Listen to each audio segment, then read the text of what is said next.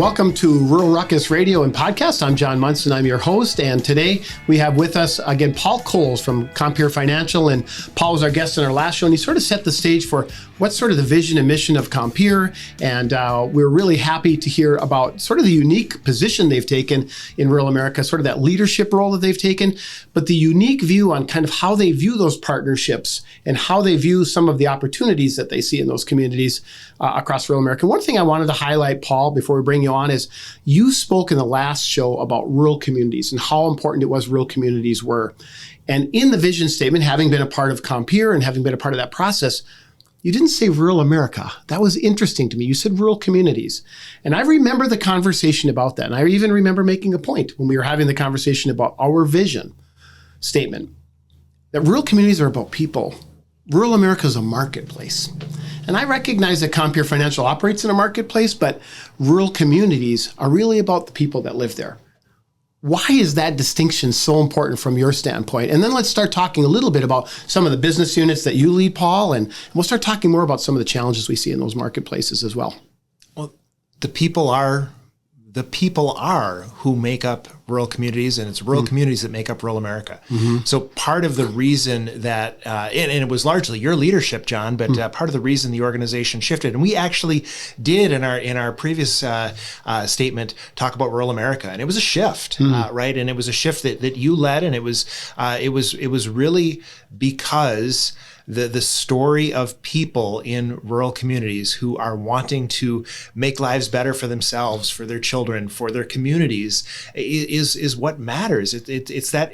I mean, I don't want to sound trite or corny, but there's an emotional connection, right? People want to see their communities get better, improve. They want to be a place where people want to stay, want to come to. Right. They want their communities to be vibrant.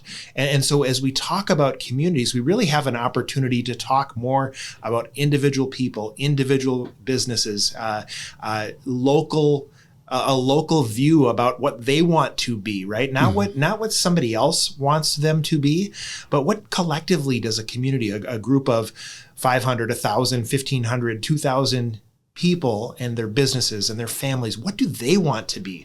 Yeah. And so the opportunity to think about about the uniqueness that exists, whether it's in southern Minnesota or, northwestern Illinois or, eastern Wisconsin, there are unique characteristics to those local communities. And so that's part of the reason, right? We wanted to bring it down to the local level. And as you said, not just talk about rural America in the abstract.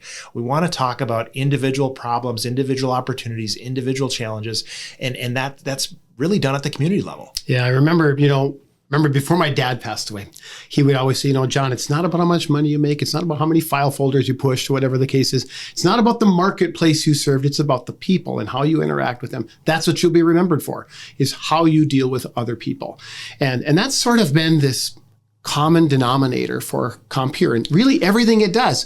It's really about the people, right? Absolutely. Really. Yeah. I mean, so step away from the rural community work that we do, and you think about the way that our ag loan officers interact with their clients, right? They have deep relationships, sometimes generational relationships with farm families across our territory. It's the people. They know the people, they know the story, they know the goals, they know the business, and they're able to bring services and solutions to help those families thrive. That's exactly what we're trying to do with rural communities. We want to know the communities better. We want to know the people. We want to know the businesses. We want to know the opportunities, the dreams, the hopes, so we can help craft solutions. Some of those are solutions that we can deliver.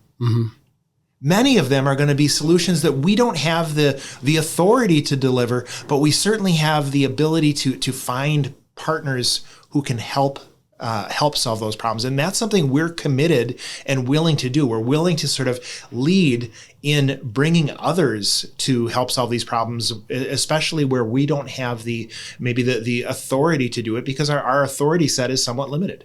So that said, we know that status quo isn't working. Absolutely. We've talked about it so many times, Paul. Why isn't status quo working?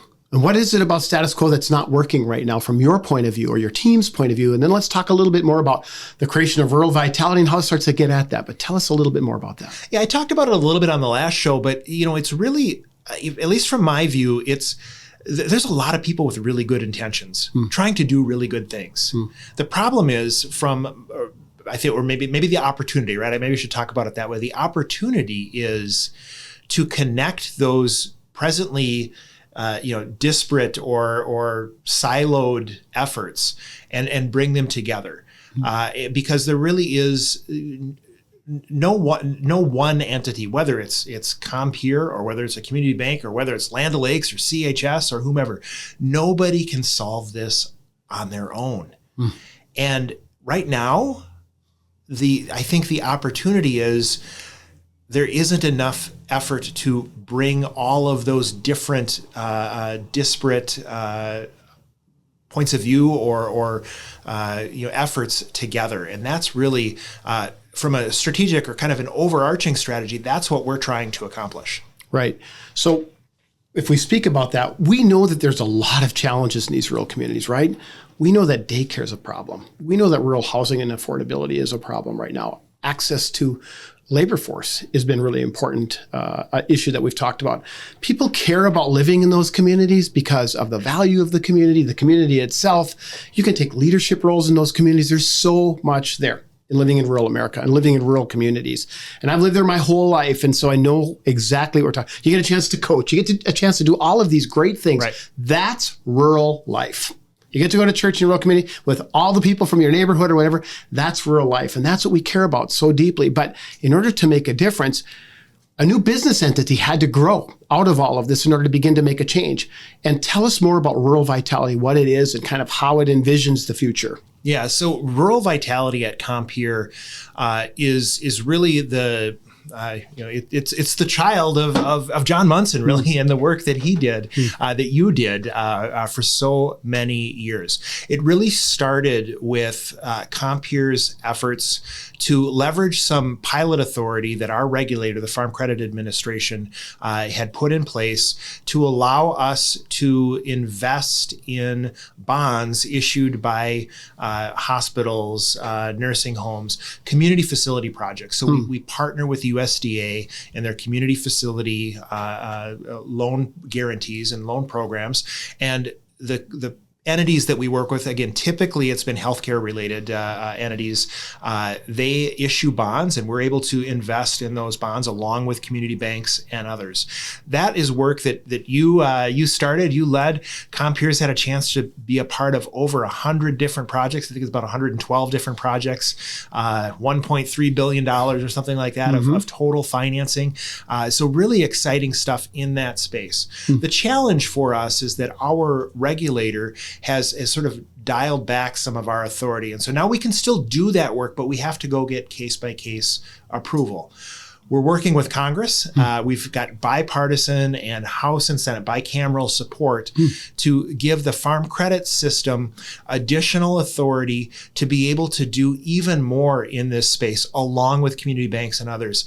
Permanent authority, so we won't have to. We'll have more certainty as we go to market and talk to not only healthcare providers but daycare providers, public safety needs in rural communities, libraries, other essential community facilities. And so we're hoping that effort that you started so many years ago and the legislative effort that you led before you retired, once there is a farm bill, I'm still going to hold hope that there'll be a farm bill later this year. There will be eventually. That language is going to be there, and that will then give us an opportunity to work with others across the farm credit system and other lenders, community banks, credit unions, whomever, to finance even more of these projects. So that's kind of one piece of it. But we don't think that's enough, because there are other needs that fall outside of that kind of community facility realm, really around rural business. And how can we help finance rural businesses? As a farm credit lender, we have somewhat limited authorities in terms of the business financing that we can do. But we think there are different structures, different ways, and different ways we can partner with others who do have authority. We think we can be a deal source, if you will. We can identify opportunities when communities are saying, hey, we need X, Y, or Z on Main Street. If we can't finance that, we believe we can help bring others to the table to finance that. And that's going to be really important for rural America. And we're looking forward to providing that leadership space. We don't have that named just yet. We're sort of using the name Capital Portal generically, but we're trying to figure out what we call that, because that's not just Compeer. Mm-hmm. That's truly a partnership effort, and that's not just farm credit. It's anybody who's willing to provide leadership and capital to help solve those challenges. And kind of the third piece that I want to talk about that falls under this rural vitality umbrella is what we've done as an organization really forever, and that's our board is committed to giving back. And so this last year, 2024, we gave $5.8 million back through corporate giving, through our Fund for Rural America, our donor advised fund. Those are dollars that come from Compeer's earnings. Our board commits 1% of our net earnings back to rural communities, and so we do whether it's community public safety grants, scholarships, 4-H, FFA, county fair buildings, all of those things. All of that together is what helps make rural communities, right? You need critical infrastructure. You need businesses on Main Street, and you need community amenities and things like public safety, like the local county fair, FFA, 4-H, all of those things are so important to rural communities. And so that's kind of the whole umbrella, John, about what we're doing. Yeah. And one of the cool things that does, and you speak about sort of the giving piece, it was designed to make a little dent at a time. It didn't make a big significant dent in any one organization, but over the course of time, it's made a huge dent in some of the needs. Who remembers about the shingles on a 4-H building at a local county fair? Who thinks about that? Who thinks about the local EMS department and their needs for a new fire hose or hats or equipment or whatever? Few people do, but Compeer does. And so they've made a really big dent over the course of time in some of those needs. And I think that's part of the best part of that story when you think about that giving. So that's a pretty unique vision when you think about all the community facility work that you're doing, the differences you're making in rural health care, for example, and what you're able to do if this legislation passes and the Farm Bill will, and you're saying it's bipartisan. So it looks like it should get through if we get a Farm Bill. Absolutely. It should get through. And then you've got this really Herculean task of sort of lifting rural businesses and all of their needs through new partnerships, really new partnerships, and a whole new approach. That's another really big lift down the road for Compeer, but mostly for rural communities. So it's going to take this Rural America Capital team that we've talked about to be able to get it done. And then that corporate giving piece really just makes a difference where those needs are greatest. Absolutely. And for those that everybody else forgets about. And I think that's the coolest thing about Compeer when we, having worked there and having had the opportunity. But what I like best about it is, although I've had a hand in being able to help create some of this, it was an organizational effort and the passion behind it that made the biggest difference. And so it's been great. And I got really quick. Do it. Really quick. So you talk about your organizational effort. One of the greatest things about working for Compeer is the level of energy and excitement. You brought a ton of passion leading this, but what's so cool is every one of our team members gets jazzed about this. They're excited. So many of our team members live in rural communities. Many of our team members farm. Many of our team members have spouses who work in rural communities. They care about this. They're passionate about it. So when we talk about this internally at Compeer, boy, we hear all kinds of ideas, all kinds of excitement. The level of energy is already really high at Compeer. Yeah. When we talk about this, it gets even higher. It's really, really exciting. Yeah, exactly. They live it out. Absolutely. And when you live it out, you don't work a day, right? Absolutely. And that's exactly how it feels, or at least that's how it felt, at least for me and many others. So, and that gave rise to the podcast. And really, if it wasn't for Compeer, we wouldn't have this opportunity to sort of highlight and create visibility around some of these key issues that we're talking about today. Thanks, Compeer, for all that you do and all of the unique effort and leadership, because you're the only ones that are doing it this way in rural America. And there is nobody else that attempts this the way that you do. And what's been amazing about the headwinds, whether it's regulatory or otherwise, you're relentless.